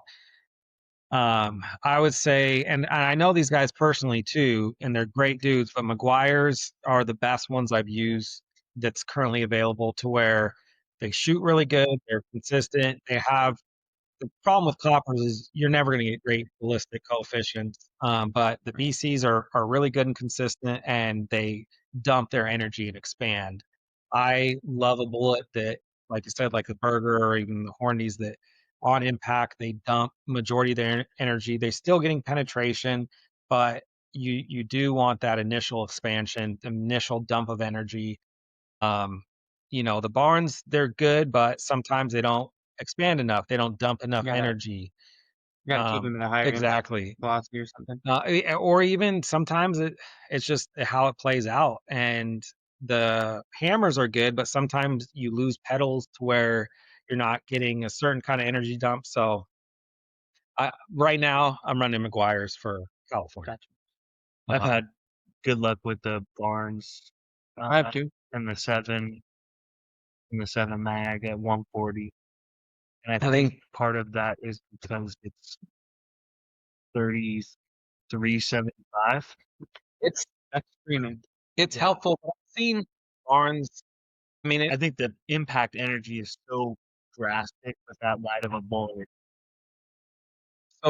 it's funny. So for copper, with those bullets, it's almost like you're relying on the the cutting aspect of it more than the energy dump, essentially, like an arrow, to obviously open up and expand and then to cut as it's going through, as along with dump energy, to where these other bullets, you're getting the hydrostatic shock, you're more of an energy dump, but you're also getting the penetration that's blowing up the inside. So um, it just, there is a give and take. Sure. I've seen. I just know, for me, for experience, like seeing what some of these bullets do, they're smaller diameter or smaller caliber than what traditionally people have used to kill like elk and stuff. I'll just say my elk last year died with one shot, double lung with the 156 at 750 yards, and then there was another one, 300 PRC, that took 5 shots. And then you're gonna do it with a 22-3 this year. No, Yeah. not an elk. I don't think so. I mean, it could, if it push It came to would. shove, yeah. Elk, I like my PRC, or maybe my 300 Norma. This one will be for deer, whitetail, mule deer, black bear, coyotes, wolves. So Oh yeah. wolves in Canada. Not Deer Valley. No, no. There are some big coyotes out. Yeah. Oh man. I wanted to ask you about specifically, because you're you're not new to archery, but you're new to being in depth in archery. And so when you first started, what were the things that you took as this is a piece of, like, for example, the common mishap that happens is people get into archery and they think the next piece of gear or the new thing is going to be a new release to their sight. That's going to be the thing that makes them a good shooter. But realistically, um, there's other aspects of their archery that they need to work on. When you first started getting back into it and shooting, what were the things that you found benefited you the most out of the gate? I think obviously being able to hold steady and like having good like basic fundamentals, maybe not archery, but like just knowing how to slow down my breathing, slow down my heart rate, just kind of getting focused on really that pin is an extension of your body or whatever to where you're really focusing on putting that on the target. And then also just knowing how to work through yardages and sight tape and with my rangefinder, just lining everything up to where I knew that wherever I went, yardage wise, that would be good. I just had to do my part to hit that target. So I think that translated over quick. And then just the love of shooting and being accurate and then the competition side of just like, yeah, being as best as you can and not, it's fun. And I'm doing it because it's fun and I love it, but I'm also competitive where even with like Jeff and Butch, like I'd love to I just want to, want to beat them. Like I want to do my best. So that sounds like to me, go shoot your belt. For sure. yeah, That's yeah. the thing that What feels better, a good clean break of bow or a nice flow for your palm? a, a clean break of a bow, I would say. Like I mean, it's a lot hard. I think it's a lot harder to do very consistently and hit smaller targets. if I could ever like consistently hit a golf club, I think it would be comparable. Yeah, just once in a while it happens, and you're like, "Ooh, I would like to do that again." And that's what I get with a bow. That's why I'm not a golfer. Yeah, they must be cool. Dude, and then some shots you shoot and you're like, Just hitting every bucket of balls. yeah, that's what keeps you coming back. Yeah. But with archery and now, like I said, especially because I'm still working on everything, like some shots I'll shoot and be like, dude, there's no way that might not even hit the target and like centers up. I'm like, I got lucky there. Yeah. Have you ever heard of a dart and thunder stick? Or darting. old bow. I think so, yeah. We'll talk about it later. It's just one of those. Yeah. See how much you knew about old archery, which is not to be expected. But I didn't know about it until a couple hours ago. Have you ever heard of a thunder stick? I don't know why they don't come back with that name. I didn't know it was a thing. I have heard of a dart and thunder stick because I work in a bow shop, and I'm pretty sure we have one in the back right now. Ooh, put that in the glass case. They need to redo that. Is it a stick bow? I don't know. The name's cool. I don't give a I got a shit. question. Yeah. Why do people love the Matthew solo cam so much? Do they still? Yeah. What? Yeah. Like a single cam? Like a Z7 Matthew? Or no, which model? I just hear Matthew solo cams. Hey, breaking news for everyone. They come back out. Did they? No, but Wilderness Archery right now for a dart and thunder stick for What? What year is it? I don't know, but I Check them. Can we get in there and it's shoot it? the same bow that I've seen in the shop, and this is the same bow that we have on sale. Is it used or old or is it used? Okay, so it's not And a it's current model. for sale. No, I was gonna say, I mean, they're stupid for not keeping that name around and running like. if I ever design a bow, That's the only bow that I would keep me to Thunder not stick. shoot a bow is if it came out on thunder. Oh, it's not the bow, it's just the name. Yeah. Okay. Yeah. So to answer your question, did you ever shoot a pole can? Ever own one? Yeah, I had the very first Matthews was a Matthews. So the draw cycle being easy It's smooth. It's consistent across the whole thing.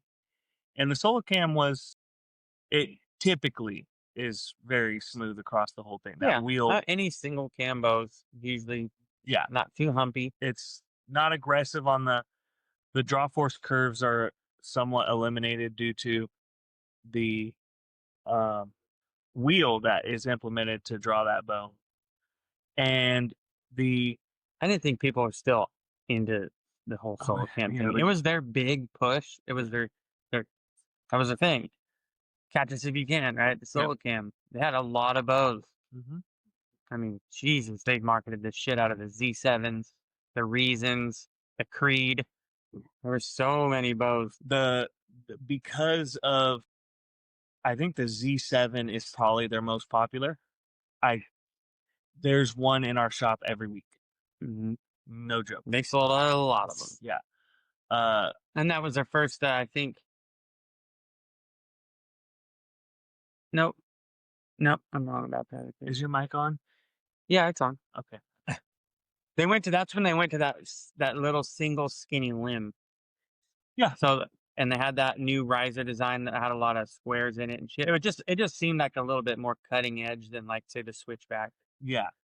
So that, and it was one of the faster bows for the time. It really took leaps and bounds at that time. Faster than some of those bows had dual cams, or were they all kind of at the time? Yeah. Yeah. But what was more popular back then was the little mini wheel. Yeah. And the other aspect of it, I think, is the parallel limb system that those original Matthews solo cams, that was kind of the beginning. They were getting in, they were like getting into 28-inch bows, 30-inch bows. Yeah. Everything was very parallel. The limb bolts were way in front of the grip. Yep. Which turns out is not kind of really not ideal. Yeah. But at the, growing pains. It seemed cool at the time, and they sold the shit out of them. So it's kind of the beginning of where we are in archery now for tech moving super fast. A lot of people got into the bows at that time, and they stick with their bows. I started with the Matthews, and Matthews seems to be the bow that holds and shoots best for me. I do like that Concept X. It's a great shooting bow. That probably would be the only other bow that I could perceivably see myself shooting at this time, because I've had time behind it. I might tinker with some other ones, seeing if I can get some time, get it set up, and actually give it a good go.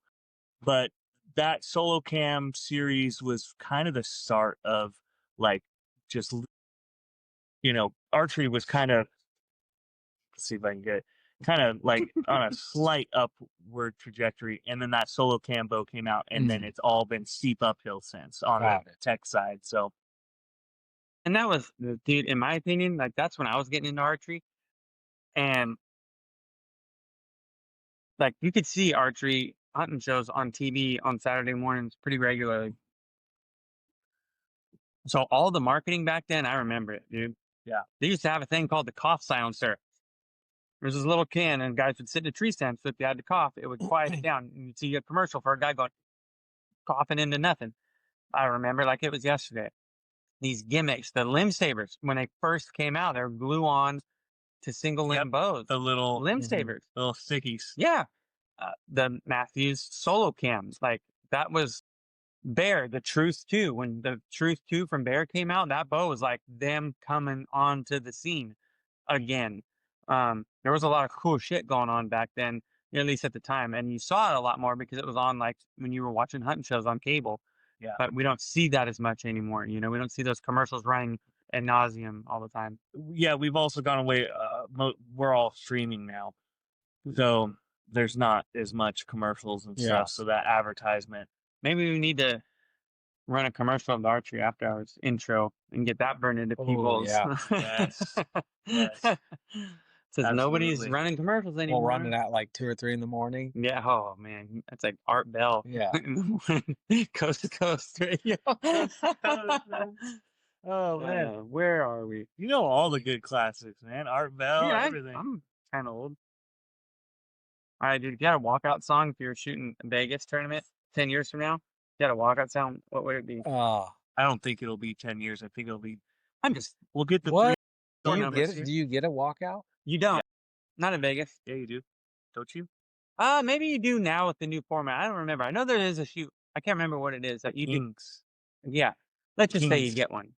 I am so bad with names and with song titles and even movie titles sometimes that I could think of the song, but there's no way I'm just gonna pitch it off the top of my head. All right.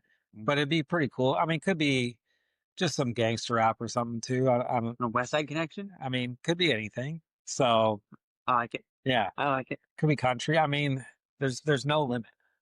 Walking So- out to some gangster rap is Yeah. cool.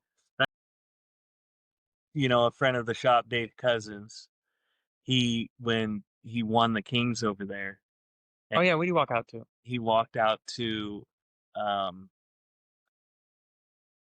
Eminem and what's his name? The producer.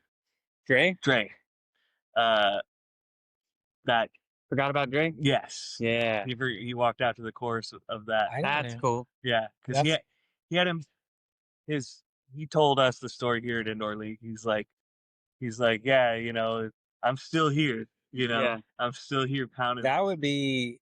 I didn't even know that was an option, but that might. And that guy is going to be in Mark's division this year, if he chooses to do so. It's my senior pro now. That's gonna suck, dude. When we get to be seniors, all these dickheads that we're trying to catch are gonna be seniors too. Spolstra will be a senior and Ingham will be a senior. And What's the age for a senior? 50. it's too early? Well, I mean, man, if there's someone that I look to emulate in archery, Randy Long. That's a good one. Randy Good Long. I mean, even this year, I've seen him drop 912s. Mhm. You know, Yeah.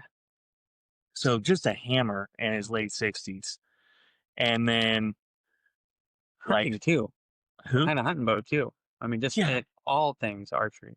put a bow in his hand, and it's Game over. yeah. Don't go in the woods without a partner. He's lethal. He's killing everything. Yeah, him and Mark went out. They got a great buck. I think it was. Oh yeah, that's right. yeah, And they look like they're kind of up in the high country. That was awesome. yeah. Yeah. No, that's cool as hell. Like guys like that are still doing it. Not that they're old or anything, but like, you know, still after it. just Still getting even after it. yeah. He is I mean- the hunter of the decade in California. No, I saw that CBH Yeah. gave him an award for Oh, it. Yeah, really? yeah. There was a just- big They gave him write-up on it. bow hunter of the decade. Yeah. Awesome. That's it. He's tagged out on all of it. I think it requires you tagging out on all the tags you buy or something like that. Really? Yeah. Something like that. Yeah. He punched a whole bunch of tags with there's some stipulations. I don't know them, so don't quote me on them, but he tagged out a pile of animals Mhm. in the last decade, and they gave him at the CDH Awards just a few months ago, bow hunter the decade, which is cool. Dude, that's awesome. Yeah, I mean, Put that in your resume. I don't know how many yeah, exactly. I don't know how many lifetimes it would take me to get that, but Yeah. But what about you? Walkout song? Ooh boy. Wild Child by Wasp. It's an 80s hair band kind of song. Would be a good one. Or Gangster, the Killer, and the Dope Dealer from West Side Connection would be pretty dope. But I don't know how to crip walk. I don't know how to sea walk. Oh, you can learn it. I'd have to learn it. Yeah. I'd be in the back. Everybody be like warming up at the blank bill. I'd be in the bathroom like fucking trying to get my feet right. Oh man, Yeah. Oh, I love it. I have a few, but it, man, I would. You never thought about it? You never laid in bed and just thought like what a cool moment it would be? Not that it's something that we even do. Like Maybe we don't go maybe choose to it's- have them, but it would be cool. maybe it's just because I went to the concert a couple weeks ago. But the song "Watch This" What? by Swollen Members. Oh yeah, I gotta listen to that one. I like it. But while I was up there, I met this really cool guy, one of the artists up there. His name's Ender One, not like the number one, but like I won. Uh-huh. And he's actually from Eugene. Oh really? Yeah, so he's gonna take me out to some foodies at Cascadian next year. Oh yeah. And just super cool guy, but he's got this song called Work. It's just all about, putting in the work. That's like That's just dope. off the top of my head, those are the ones that come into mind. But then there's always like, this oldie like, man, just some dirty down Andre Nicotine. Nicotine. Yeah. Oh, like dude. 100% like why you smiling? Yeah, Dude. that'd be a banger. Hot jalapenos, Killer whales. Yeah. Yeah. Just something like It'd be one of those things that the people in the crowd that knew would be like, dude. And I then the know. others that didn't, they'd be like, that's just a song. Yeah, Just like knowing the Warriors. That'd be sick. Yeah. That's just my style though. Like I kind of have that offbeat kind of style. And so it'd be something. We didn't notice. It'd be something super random that only a couple people would catch. Yeah, but they'd really appreciate it. Hopefully. I like that kind of. That's what I do it for. I do it for the people. For the people. The man of the people. My heart goes out to you guys. No, man. What else? I know you had some questions for him. I've actually touched on quite a few of them. He hit on his favorite range finding binos right now and reloading process, kestrels, thunder sticks. Do you have a favorite shoot of the year? Probably not yet. Not yet. I mean, I think I know your other hobbies other than archery. Favorite food? I love food. Dude, same. It's a freaking problem. I am a fat kid at heart. I read somewhere you like sushi. Love sushi. You read that? Oh, I maybe did read that. Probably on one of these bios. It was just MDT bio or something. Yeah, some profile. I just try to put something stupid on there sometimes. So you don't like it? No, I love sushi. It's by far top 5. I was in Japan on and off for a couple of years and ate so much there. And yeah, sushi, good pizza, like home, like legit Italian pizza or legit Italian food. What's a good Italian food around here? Haven't found one yet. Okay. My house. Like I've been to some places. Wait, what about Dominic's? No. I've been there. I mean, it's good. Like, okay, it's good food, but it's not. When I went there a couple times, it wasn't like how I'm used to it, how I know that it could be. So with the winery, what's the winery? Tell us about the winery. So grew up growing grapes, making wine with my family as a kid. Grew up in Stockton, but also in the countryside of Lodi. It's so surprising that him and Mike are friends. Mm-hmm. Yeah. And always done it. And the wine, we've just contracted our grapes out to other wineries, bigger wineries, and then we always kept some to make for ourselves or to give away. And the wine that we've made's always been really, really good, like old school traditional Italian style, just doing it the right way. And so I met a guy, built him a rifle, took him on a hunt a few years back, and just started talking. And he lives up in Auburn. He's been making wine with like one of the wineries that he lives next to. And then long story short, he tried the stuff that I make with my family, and then I tried his. And then the next day he called, he's like, we're going into business together. So really? That was a few years ago. I wanted to keep it simple and small and just like, all right, we'll use some of the grapes you have and we'll use some of my cab, grow it small and like ramp up from there. And I was on an elk hunt in Colorado a couple years back, a few years ago, on top of the mountain with no service. And this dude was just blowing up my phone. Just like, hey, I can buy these other grapes, this and that. I'm like, dude, don't do anything until I get back. I get back and he bought everything. So I had to learn how to make every single type of red grape just about. Geez. But where we're at now is we bought an old building. There used to be an old restaurant in Auburn, the old Carpe Vino building. It's from like 1855, this old brick building.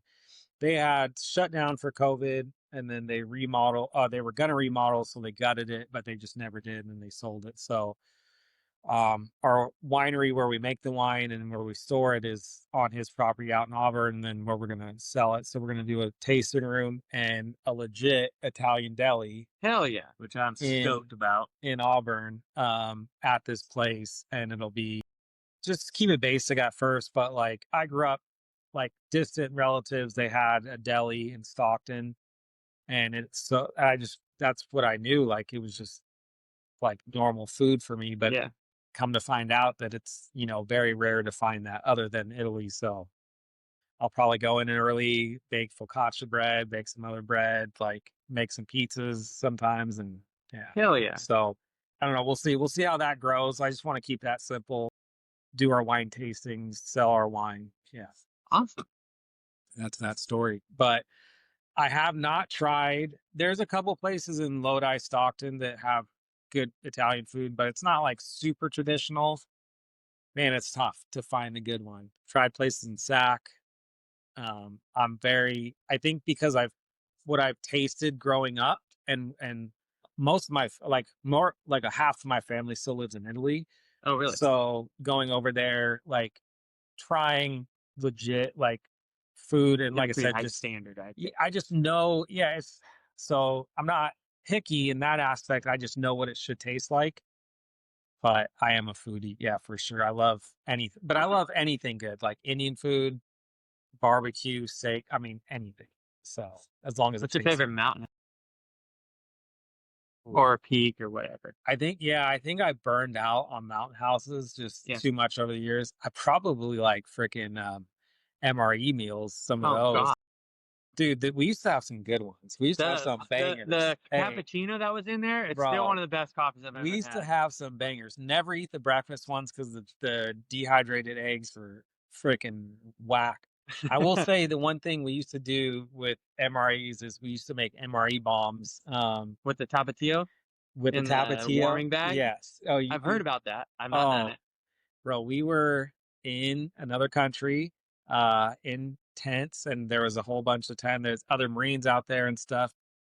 We were in a very high risk area, and we just decided to just pull pranks on people and just fucking in the middle of combat and stuff, just fucking just throw MRE bombs into people's tents because it was like storming or whatever. Dude, it's like gas. It's like if you do it right, yeah, kind of. If you do it right, so basically, you get a water bottle, you dump it was not the Tapatio, but it was the Tabasco. Tabasco, yes. We got little some Tabascos, right? But then there was the little Tabasco bottles, but then from the locals we got some crazy peppers and stuff, and we'd mix that in there. And then you take the heating element, you cut it open, and you dump that in there, and it just basically creates this gas. And you could just cap it off and throw it in there, it explodes, and it's pretty loud, and then it dissipates really fast. But the trick is you just punch a little hole in there, so it's just slowly gassing out this like tear gas. Dude, this one dude did it at like 2 a.m. in this camp. Some of the funniest times I've ever laughed. This other guy, he straight up, these were bigger tents. Like we were 10, 12 people deep in these things. This one guy got our tent, and one of my buddies, he's just this jacked fucking dude. He was so pissed. He went and grabbed the biggest boulder that he could pick up and just straight threw it on top of the middle of another tent with people in it. I'm like, oh no, people are gonna die right now. Dude, we used to have, anyways, that was a tangent on that, but I miss those days. Oh, that's funny. I think peak, I don't know off the top of my head. But I would say you said Indian food, and it reminded me that I just tried that butternut dal bat or something like that. It's actually really good. Yeah, I was surprised. It's not, I don't even think there's meat in it. It's like this soybean type of thing in there or whatever, but it's good. super good. The only one that I won't do anymore, it tastes good. I forgot which company it is, but it's the lentils one or whatever. There's like lentils or beans. Dude, it was like me and my buddy, we were in different tents. We were just like farting all night long. It was bro, it was bad. I'm like, dude, never again. Never this one ever again. I've had nothing but good luck so far with any of them. I've not had a bad experience with any of them. I just got burnt out by eating too many Mountain House. No, I believe that. My favorite is when you just make your own. My friend has a dehydrator. Had good luck doing that. Yes, but maybe with the bear this year, I'll make something. Yeah. We so obviously last year I was Jesse's partner, and this year I was Steve's partner. And Jesse told us first outlaw we were at, or it wasn't outlaw. We went down to Wood Lake, he comes up to Steve after day, on day 2, and he goes, "So, how's sleeping with John?" And he's like, "Because we took a tent trailer down there, and we're staying in a tent trailer all season together." And Steve goes, "Fine." He goes, "Yeah, and then like keep you awake." And I was like, or Steve's like, he's like, "Oh yeah, John just farts and snores all night long." And I was like, wow, okay, Jesse. I didn't know you didn't have to stay in my tent all season last year. Wow. Can you imagine going down to a shoot and that'd be like your reprieve from the day? No, you're not getting. Your favorite shoot? Go. My favorite shoot of the year? Yeah. That's tough. You want me to give you an easy scapegoat? Or actually, it might make it harder for you. I don't have a favorite, I don't think. Go ahead. What do you? I was going to say you can't use Cougar Mountain because you always take Wyatt out there. I was going to say, that one is maybe the most enjoyable. He looks forward to it. He asks me 4 months in advance. Dad, when's Father's Day? Yeah. And I always shoot my best scores there when he's there. That one's really fun. I like all the indoor ones. I really love like the Hawkins shoot just because you're with your buddies. You're right here and you're bullshitting with all of them. Yeah. I love Ready for what Ready is. If you have a good group, we had a good group last year, made it really fun. But you're not seeing all those people that you want to see. I don't think we've ever had a bad group. No, we haven't. But like I'm just saying, outdoors is tougher. Yeah. I enjoy outdoors as a whole more, but like the camaraderie side and indoors is usually better. It is. It is. I know that's a tough one. It is like Wendell said to us. I think it was at the Todd Hawkins shoot this year. I just love coming up to these because it's like, it's like hanging out with your buddies all day. Yep. And there's the Bay Area Open is a good one. It's always just a little too cold. It's cold as shit in there, but it's one of those like first time you get to see everybody in a long time, and it's fun. And you walk across the street, go in and out. It's a good. It's cold for you because you're in there just stroking ice, hammering out. I've had my moments. I think you're 2 for 2 at that event. No, I remember the one in between. Oh, did you go? I didn't remember. I didn't go to last year. I did. It sucked. Yeah. Not last year, the year before. Oh, okay. Anyway. No, that's probably my favorite thing about these shoots now, because after you've done so many, it's just seeing your buddies that from across the country. Yeah. And just talking shit. Bullshit. He was heading out to Oklahoma, and he's like, "Yeah, I got 100 bottles of wine or something like that." Oh yeah. We were passing out some wine out there. I there's a lot of parts of the country now that seem to like my wine, and that's other good. companies. Sling it. The business trip at that point, right? But yeah, I'll just talk about my favorite just rifle shoot of the year, and it's this one in Colorado that our buddy put on, and it was at a new venue, kind of in the mountains, and it was a 6 spot, and it just worked out good. It was a team match, and is it PRS or NRL? It was NRL Hunter. Okay. Shot teams with my buddy Ryan, and is that the one you met Steve Anderson at? Yeah, that was the first time I met Steve. Yeah, so I shot with Steve, and then shot with Kevin. And we had just a great group. And so it was just super fun match, super great location, good match. We had some crazy weather come in. So we were like shooting in this crazy storm to where this one stage we shot, the RO's tripods were blown over. So it was blowing pretty good.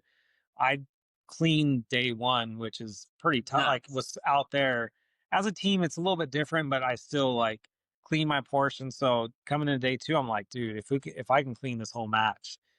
It didn't happen. But I still only dropped a couple shots, and it was a cool spot. So, I'd say the Hornady PRC, was super cool initially, but it's been similar every year, and it's tough to, some of these matches you're driving out on the dirt road like an hour each way. So it's a long day, but you said something before we started about dropping kind of a bomb about. Well, I got 2 actually that we can talk about. One, which I don't know how many of these guys listen to rifle stuff, but I ran an NRL Hunter match in Arbuckle at Brandon's property. And I mean, shout out to Brandon because he's one of the reasons I got into archery too, and one of my really good buddies that I hunt with a lot. And you guys will meet Brandon at some point. He's cool. I think you've talked to him on the phone before when he's called in. That's unfortunate. Poor guy. It's unfortunate for both parties. But yeah, so for 5 years, we were one of the first NRL hunter matches of the regular season to run, and it was fun back then because it was like we were still figuring things out. I mean, it was just new and interesting, and just over the years, like we wanted to see change and other things happen, and they just haven't happened how we want them to. So we're splitting from the NRL this year, and as of right now, it's going to be an independent match, but I've heard of talk of other organizations possibly picking up a hunter series, but as of right now, it's going to be independent to where I can do things how I want to do them. And Is this at the in Arbuckle Arbuckle, shoot in April? yeah. So it'll still be first weekend of April, and it's crazy that like you knew me before I even got into archery, and I didn't even know I was that out there a couple of years ago. Went to the barn afterwards for the food and that's everything. awesome. Yeah. Did you get food? Hell yeah. Oh, good. Yeah. Good. Because we spend a lot, like compared to other matches, like we put a lot back into the match. We put a lot back into food. You could tell some matches just, they don't, put it back into it to where we like people to have a good experience. So yeah, that's one. And then another one is, we're still talking about it, but we're planning on doing an archery shoot out there next year on the same property. The same property. I think it might be invite only on the first one. We'll see. I don't know. We're kind of we're trying to figure out the weekend that's not going to overlap with somebody else. But yeah. I'd love to put it together like a 3D situation out there, and whether it's invite or just however many people come out, and just do a lot of high angle stuff and just cool. Yeah, there's a lot of good draws and canyons on that property from what I remember. For sure. Where you can do and not go full like tack, but still real, but still make it technical. 100%. So it could be cool. It's a cool property. In the spring, it's all nice and green. Yep. I was just gonna say that time of year is awesome out there. It's awesome. So yeah. So you guys, I'm working on this with the shop and Dan as well. If you know of any good weekends that don't overlap with some of our important outlaw events, things like that, feel free to shoot me a message, and that way we can kind of work them in the mix. Obviously, I know a lot about the California scene and what the dates look like and things like that, but if you guys have any ideas, things like that, send them my way. We definitely want to add a kind of put out a feeler. There's a lot of people write in and say, if you could pick a weekend to add another shoot, or what weekend would it be? We will definitely do that, but there's a lot that goes into putting on a shoot. I would skip a certain shoot or certain shoots to go to this, though. Like, maybe people would go to whatever because that's the only option. But if this is out there, we want to still keep the California archery community intact without stepping on any toes. And but we have looked at it being a money shoot and things like that. So we're looking at how to do it. So any weekends, suggestions, any thoughts, feel free to send them my way. I'm all ears. And that kind of reminded me of something that I can't talk about just yet, but we're going to be hosting something very fun here weekly coming up very soon. Here? Yes, here. Cool. So here at Wilderness. So stay tuned, because once that gets finished and we organize how exactly we want it run and everything and what we want to do, and we'll let you guys know, and you guys can come participate. It'll be a lot of fun. Other than that, I don't know. Is there anything else you want to add? God, I don't think so. I mean, I could talk guns for a long time, but we could always, we could always. Well, I got a lot of questions, but doesn't pertain. We'll do a round two. Absolutely. One of these. Yeah, we should check back in at least, if nothing else, at the end of the season and see how you do. Get present you with your most improved award. Yeah, because I will have a few. I'll going up to Canada in November. It should be fun, and yeah, we'll have some hunting stories to talk about and more archery stuff. And no, I think we did pretty good, and we're actually all three of us are working on this podcast together and making it. We're just gonna keep improving it every single episode, and if guys somehow love listening to us talk, then couldn't imagine why, but we'll keep sitting on an excavator and you yeah, got nothing else to do. we'll keep That's making for it our better. one listener who sits on an excavator Yeah. and listens to this podcast, and you know who you are. Yeah, we'll keep improving it, and Backdrop's got cooler, that's for sure. yeah. Yeah, I'm sorry, mine sucks. I don't know why my camera won't unblur. I'd love to be able to just have Todd Hawkins sitting here with me. Obviously, he's a huge part of why we're all here right now. So. That's his jersey in the background. That's why he said that. Exactly. That's Todd Hawkins' jersey. So That you can't see. that you can't see because for some reason my computer doesn't want to work. But otherwise, you guys That's once a good, again, 2 hours almost? More than 2 hours. Probably. Yeah. Once we cut all the bullshit out. Yeah, once I skim Hopefully the my fluff, it's microphone gonna be- being on mute doesn't screw up too much. We're good. We're gonna get one more mic. Yeah. I Anyways, think let me close this out. close it We're out. just gonna go over we'll go over the points here. Indoor league, $100 and $50 opportunities for anyone who shows up. Best 10 scores. I'll manage the handicaps. It'll be a blast. Future Arbuckle shoots, as well as I did want to dive into a little bit of Outlaws, but I think we'll save that for next time. Get some more stuff solidified. Yeah, I want to. And everybody's just trying to wrap their head around shooting indoors. I know. Some of us can do it better than others, but really looking forward to what? Really looking forward to speaking with young Caleb here soon once he gets all caught up on his schoolwork. But other than that, you guys, this is the Archery After Hours podcast. Way after hours. Way after hours. We're really excited to be here with you, and we look forward to cutting a new one very soon. So stay tuned, and if you guys have any questions you want to pose to some of our guests, we'll let you know how to do that in the future. But just keep in mind, Caleb's coming on, and if you have any questions you want Caleb to answer, the young phenom, send them my way, and I'll get them answered for you. Yeah, or DM us probably too. Yeah. Yes, you can send them to any of us. Dan Bertocchini and Elliot Bertocchini. That's it. I would have never said that. And Elliot Peters, and then of course John Scar. You can also send them to the Wilderness Archery shop if you can't find us. But otherwise, we'll see you soon, and stay classy. Oh. I couldn't come up with anything.